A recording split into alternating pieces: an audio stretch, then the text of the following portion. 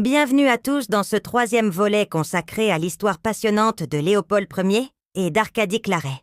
Une histoire qui nous montre que l'amour peut parfois triompher des conventions les plus rigides de son époque.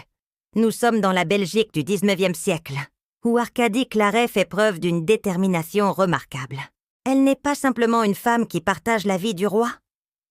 Elle est avant tout une mère, déterminée à assurer l'avenir de ses enfants dans une société qui ne leur fait pas de cadeaux.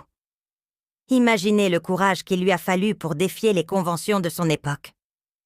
Face à une société qui aurait préféré la voir disparaître dans l'ombre, Arcadie reste droite et digne.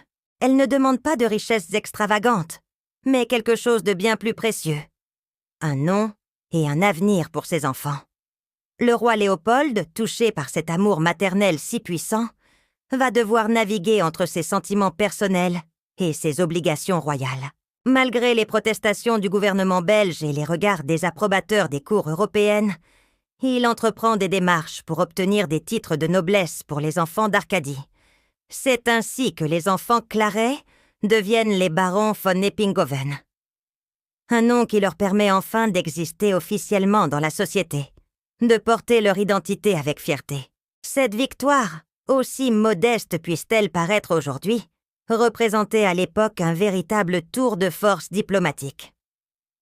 Bien sûr, la société belge reste divisée sur cette question.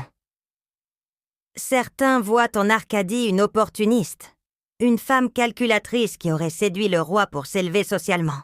Mais ceux qui la côtoient de près racontent une toute autre histoire, celle d'une femme profondément attachée à Léopold, qui restera à ses côtés jusqu'à la fin. Dans leur résidence, loin des fastes de la cour, Arcadie crée pour Léopold un havre de paix. C'est là que le roi peut enfin être lui-même, libéré du poids de sa couronne.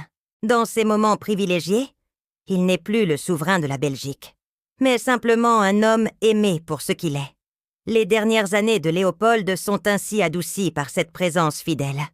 Arcadie lui apporte ce que ni son rang, ni sa position n'ont jamais pu lui donner.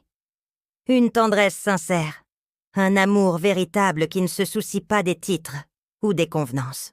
Cette histoire nous rappelle que l'amour authentique peut transcender les barrières sociales les plus rigides. Elle nous montre aussi qu'une femme du XIXe siècle a su, avec courage et dignité, faire reconnaître ses droits et ceux de ses enfants, dans un monde qui ne lui était pourtant pas favorable. Si vous avez apprécié cette histoire, n'hésitez pas à vous abonner à notre chaîne pour découvrir d'autres récits passionnants de l'histoire de Belgique. Laissez-nous un commentaire pour partager vos impressions. Et à très bientôt pour de nouvelles aventures historiques.